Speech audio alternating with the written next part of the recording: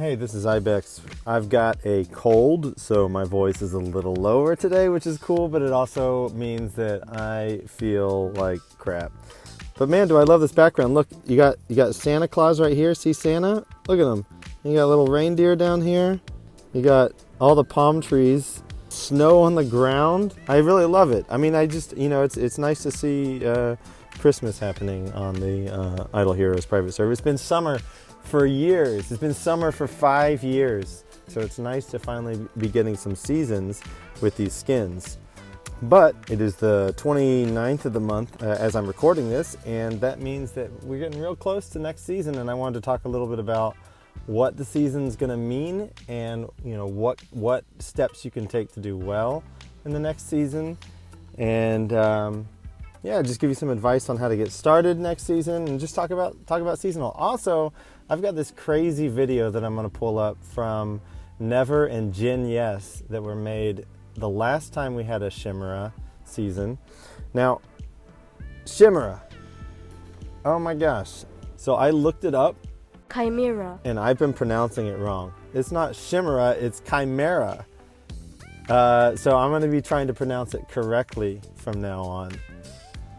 Because, why not be a little more accurate? I should also get my pronunciation right on some of these other heroes. You get into your head, you kind of create your own pronunciations for heroes that you see. Like I always called it Zia, but it's not Zia, it's Jia. It's like a Chinese word, so I'm learning. What else is new on the private server? There's going to be a light hero coming out, a light Arthendal. I'd like to see a dark Arthendal face off against a light Arthendal. I think it'll be a cool thing to see, and I'm really curious to see what her abilities end up being. But I'm happy to see it. You love to see it. What else is new? So this next season is going to be crazy. The modifier is a Chimera plus Avatar. I believe it's just Avatar, not Avatar chain. So we've got Chimera, Avatar, and HP Link.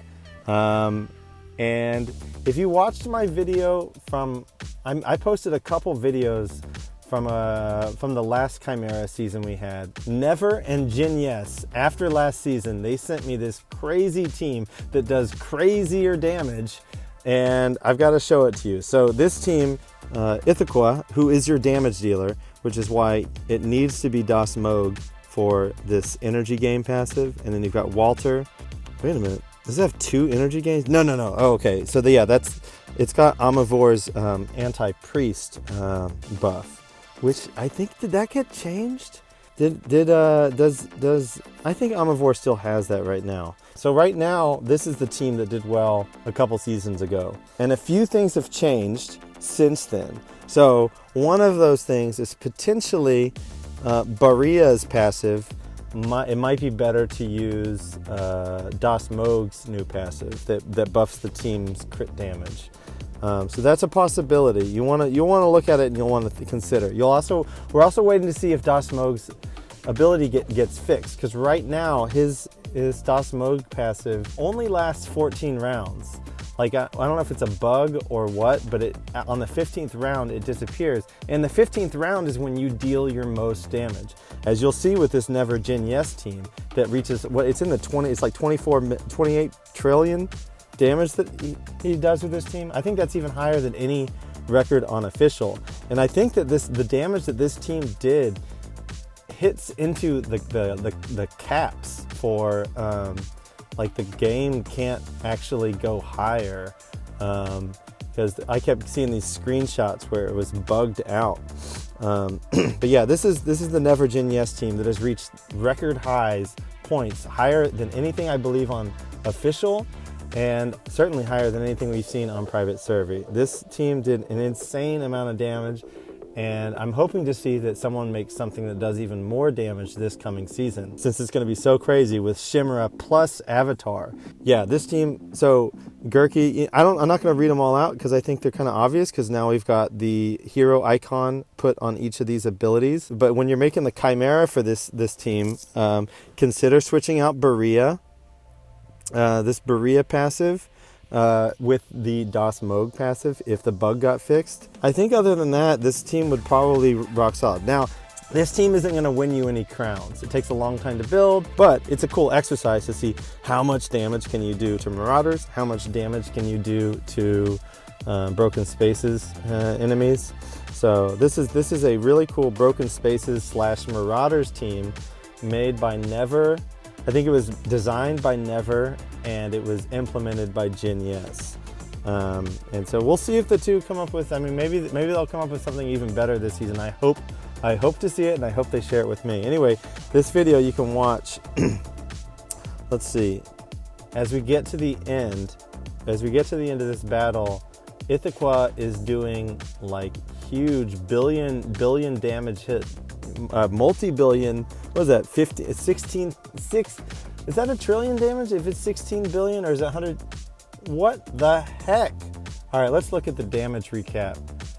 Jeez, I love seeing it scroll. I love we got the numbers now in decimal points.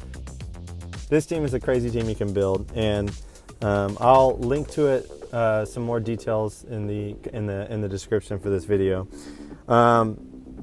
What else? So, a lot of people ask, when this season starts, you're going to see someone on day one building an E3 hero.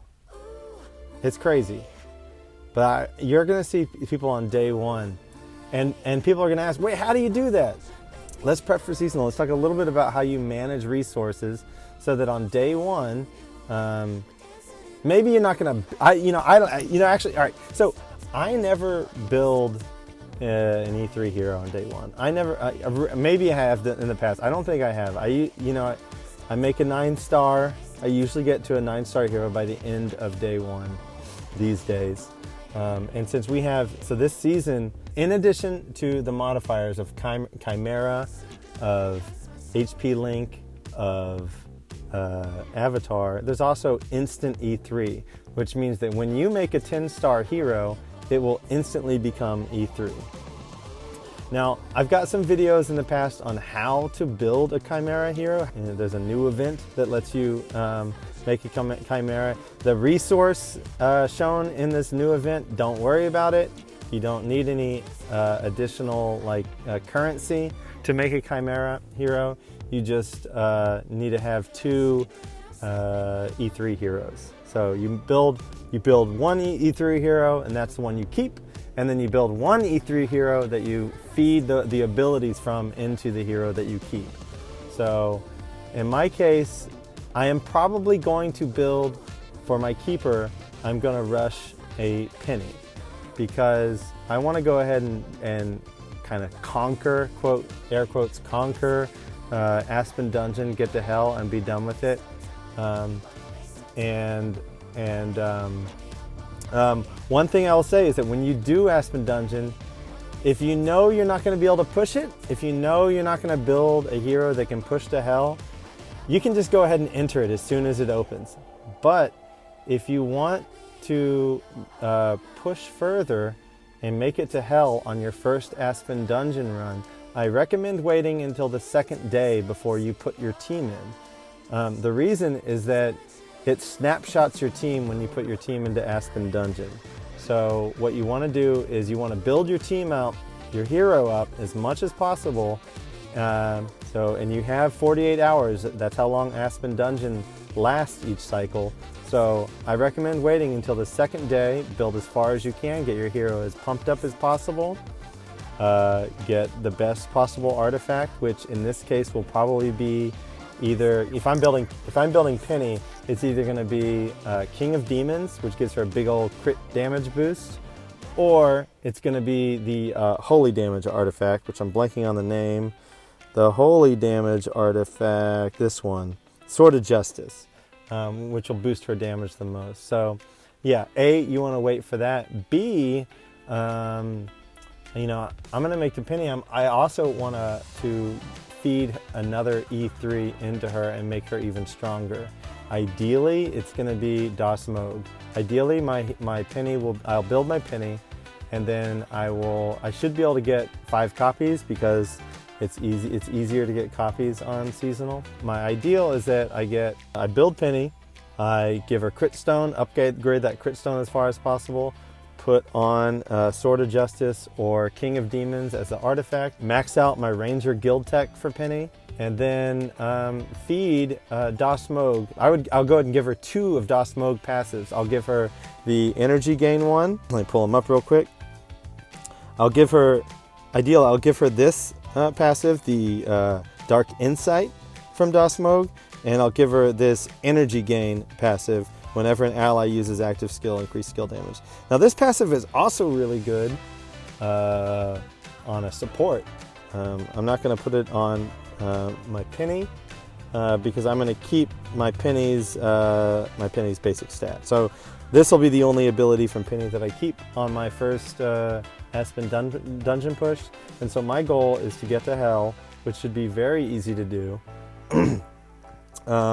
And on my first Aspen, and then just be done with it. And I'll probably keep Penny for a certain amount of time, push Tower with her, and push Tower for the first week, and then hopefully get to like 900 or something, and then I'll swap her out and use another hero. And then I'll swap her out and build out my arena team or something like that. Anyway. So back to the initial question, how do people get E3s on day 1? So there's a couple tricks. One, refreshing Tower hard. So this refresh button down here, you could refresh and try to get all your 7-star quests on the first day. 10 7-star quests on the first day, and then you get 20 orbs.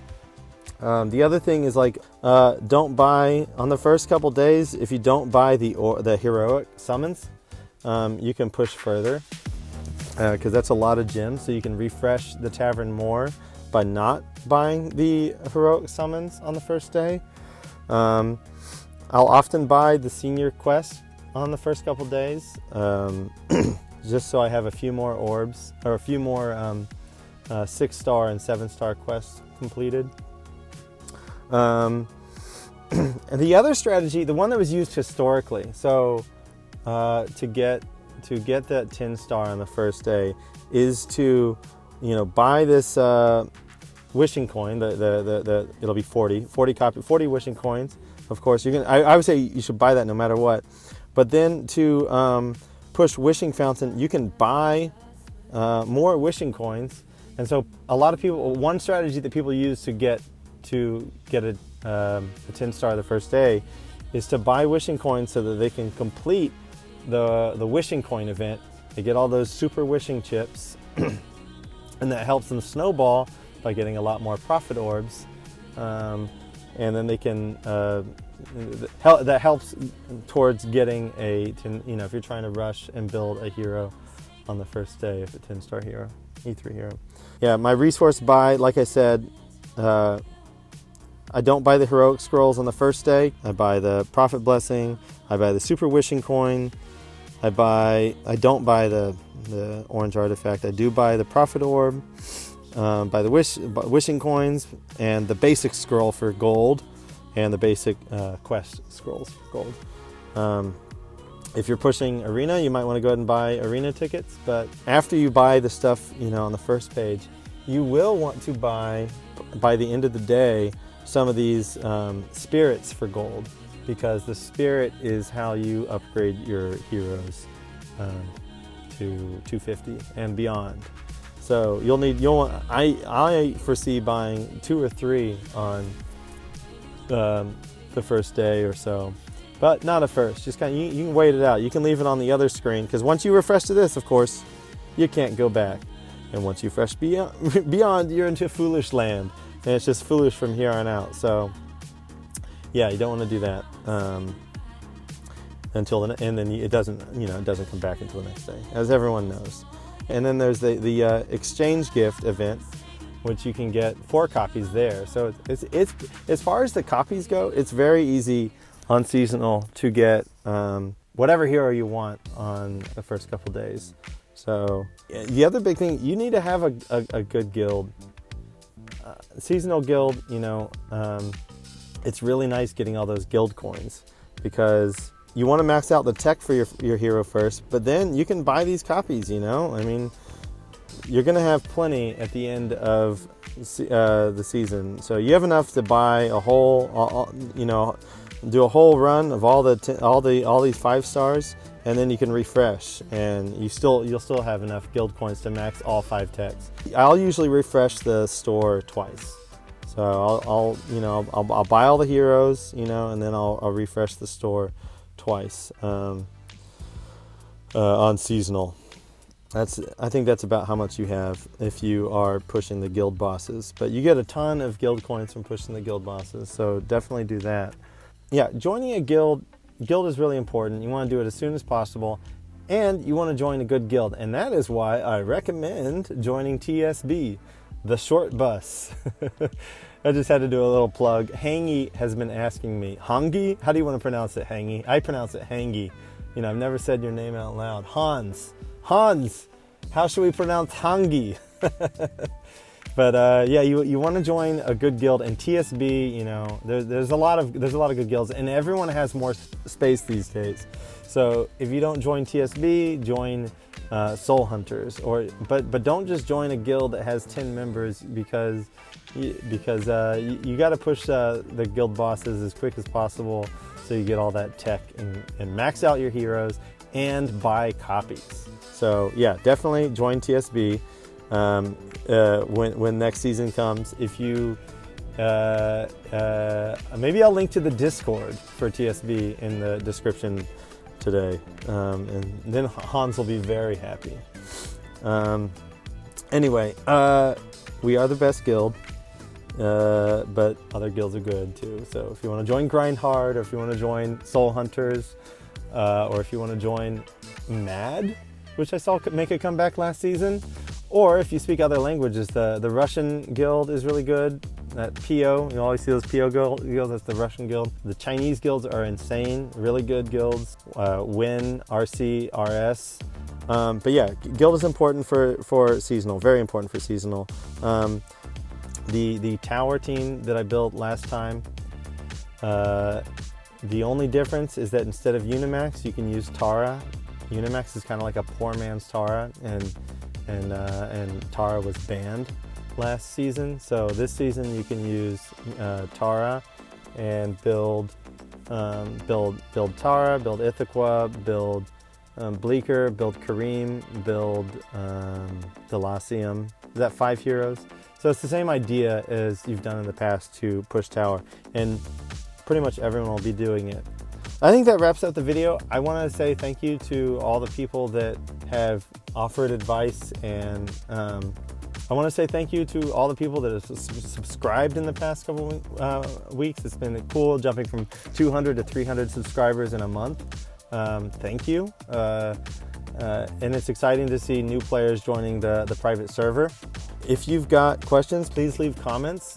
Please subscribe, please like, and I'll catch you next time.